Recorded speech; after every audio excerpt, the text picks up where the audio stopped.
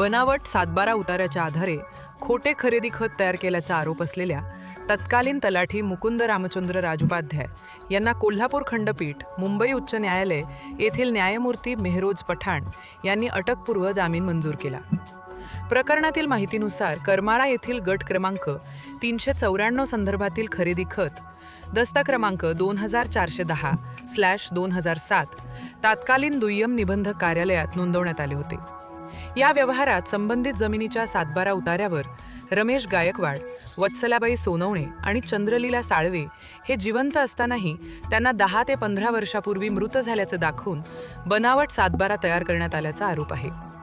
त्यानंतर त्या आधारे खोटे खरेदी खत तयार करण्यात आल्याचे फिर्यादीत नमूद करण्यात आले आहे. या प्रकरणी सहाय्यक निबंधक अरविंद सूर्यकांत कोकाटे यांनी करमाळा पोलीस ठाणे येथे फिर्याद दाखल केली होती. त्यानुसार गुन्हा नोंदवण्यात आला.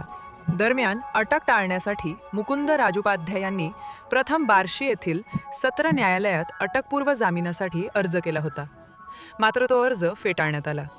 त्यानंतर त्यांनी ॲडव्होकेट रितेश थोबडे यांच्यामार्फत कोल्हापूर खंडपीठात अटकपूर्व जामिनासाठी अर्ज दाखल केला. सुनावणी दरम्यान बचाव पक्षाने अर्जदाराचा गुन्ह्यातील सहभाग मर्यादित स्वरूपाचा असून त्याच्या कोठडीची आवश्यकता नसल्याचा युक्तिवाद केला. तो ग्राह्य धरत न्यायालयाने 50,000च्या जात मुचलक्यावर अटकपूर्व जामीन मंजूर केला.